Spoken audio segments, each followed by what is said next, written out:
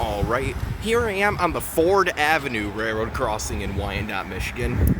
Now, once again, this is another rather infamous crossing filmed by Owens 32, which is owned by three different lines: the CN Shoreline sub, the CN Flat Rock subdivision, and the Conrail Detroit Shoreline sub. So, yep.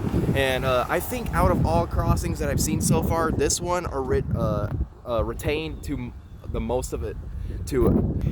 I'm sorry. Out of all crossings that I've seen here on this day trip so far, I think this crossing held on to the most of its original equipment out of all of them. But obviously that doesn't mean that a lot of things have changed in this crossing, which a lot of things have changed in this crossing, but I still like to check it out anyway, since as you can see, it still has quite a bit of older stuff still lying around here. So with all that said, let's go ahead and get to the tour. So for the first signal, owned by the Shoreline sub, this has a Harmon cantilever. Here's the emergency information in the dot tag, and the dot number is 867-590V for the Shoreline sub. And for lights, this has 1.5 pairs of Harmon 12 by 20 inch lights. I think these are either incandescent or maybe they have LEDs shoved to them. I'm not too sure. I haven't seen this one in action. So yeah, and also one SafeTran 12 by 20 inch light. Oh yeah, mix of Harmon equipment here, interestingly enough. And for the gate mechanism, this has a USNS Model 95 gate mechanism, which a lot of these used to be on the CN Flint sub, but I think they replaced a bunch of them by now. And this has a SafeTran base on it. And the bell rate is actually right here, which is either a General Signals Type 2 or a Type 1 electronic bell. It's kind of cool how it's just sitting there. I can just reach up and touch it. But yeah. And then for the coolest part, pretty much of this crossing, which are the overhead lights, which are 2 pairs of Harmon 8-inch lights. I mean, these are actually pretty uncommon. Yeah, I've seen these. But yeah, this is probably like the cantilever that held on to its original equipment the best. But yeah, hell, that bell right there might be a Type 1 for all I know. But with all of that said, for the first signal, let's go ahead and go on to the second on the Shoreline sub. Alright, so here's the second signal on the Shoreline sub. So for this one, this has a SafeTran base, which is buried unusually deep into the ground. So here's the emergency information in the dot tag, and if you look right here, up here is an old Grand Trunk Western dot tag with the same dot number. But yeah, and then for the lights, this once again has 1.5 pairs of Harmon 12 by 20 inch lights, and one Western Colin Hayes 12 by 20 inch light, which is odd, but hey, whatever works. And the bell for this one, this has a SafeTran Type 3 electronic bell. Yeah, pretty neat stuff. I would say this side has quite a bit of original equipment, which I really do like. So yeah, with all that said, let's go ahead and check out the Conrail Detroit Shoreline signals. So let me cross the road first. Yep. So yeah, for the first signal on the Conrail Shoreline sub, this has a SafeTran base, and here's the emergency information and the dot number for this Conrail signal, and the dot number is 511823E. And right here, once again, is some more Conrail emergency information with the same dot number and whatnot. But for this one, this has 2 pairs of SafeTran 12 by 24 inch LEDs. And for the bell, this one has a General Signals Type 2, I think, electronic bell. Type 1 or Type 2, one of the two. Maybe it's a Type, most likely it's a Type 2, but yeah. So that's the first, rather basic signal. And then let's go ahead and check out the next. The bulldozer pulling down the road. But yeah, here's the next signal, which is similar to the first one over there. This also has a SafeTran base. And here's note, and this one doesn't have a blue tag, but it has an emergency information sticker right there. And for the lights, this has 2 pairs of SafeTran 2 more pairs of SafeTran 12 by 24 inch LEDs. And for the bell, another General Signals Type 2 or Type 1 electronic bell. Yeah, pretty neat stuff around here, I would say so. Yep. So for the next signal, you guys might know the drill by now. This one most likely has the same equipment because, they like to duplicate all the signals around here. Once again, this has another SafeTran base. And here's the emergency information. Once again, no blue tag, just that. And for this one, this has 2 more pairs of SafeTran 12 by 24 inch LEDs. And the bell is another General Signals Type 2 or maybe a Type 1 electronic bell. pretty neat stuff. I've been seeing a lot of cool cars around here lately too. Like here's a Ram Air Trans Am.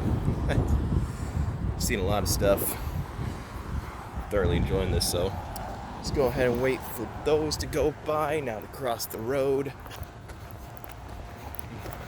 Yep. And the next signal, this one is different. No, I'm just kidding. This also has a safe tran base. But actually, technically it is different because this has another, this has a blue tag on it and the dot tag and the emergency information I meant.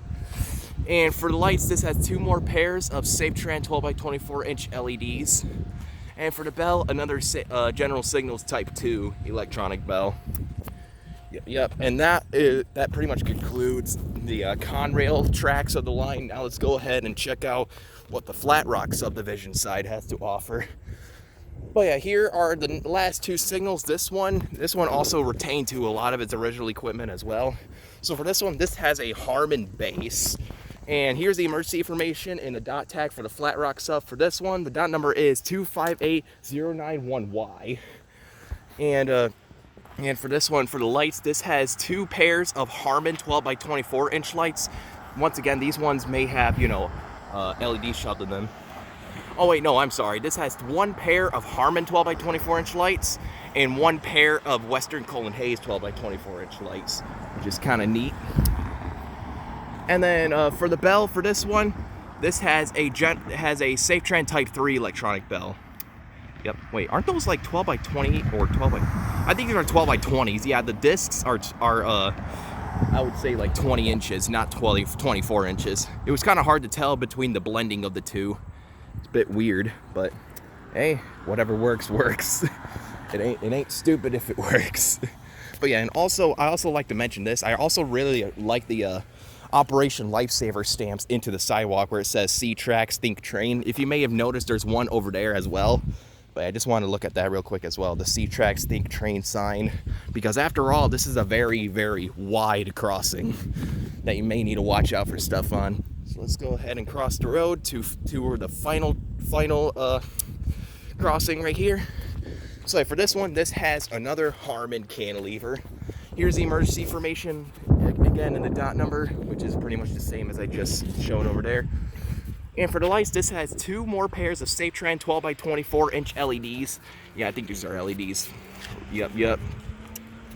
And for the overhead lights, once again, 2 more pairs of Safe Tran 12 by 24 inch LEDs. And for the gate mechanism, this has a Wabco gate mechanism. I think this is a Wabco gate mechanism. I'm not too sure, but this has a Wabco gate, so there is a good chance that it is. And it has a Wabco base on it, which is pretty cool. Another See Tracks, Think Train sign plastered to the ground. Transportation. And for the bell, this one has a Safe Tran Type 3 electronic bell. Well, I would say another. I would give them clear and stuff. But yeah, that right there is Ford Avenue for you. Now let's go ahead and take a look at the track view. Down there is heading towards Vinewood Street and Oak Street, and you can see some old Y pattern signals in action. I'm not sure if those are approach lit and a train is coming, but that's still cool to see. And down there heads towards like Goddard Road, Emmons Boulevard, and all that good stuff. But I might go ahead and view the track view in multiple places like I did in my last 2 tours. So for the Conrail side, if you look right here, this where it heads down to Goddard Road, you can see some old approach lit Y pattern signals too. It's kind of neat. That side over there has one too. And this side, there isn't much down here. But there is some cool stuff to see on the, the Shoreline sub side though, which I'll, tour right now. So yeah, for the Shoreline sub down there, once again towards the Goddard Road side, you can see a blinking yellow, blinking yellow signal. This either has a lot of weird default colors or there potentially is a train coming, but then again, I don't know. And down there heads towards Oak Street, Vinewood Street, Pennsylvania Road, and all of them crossings.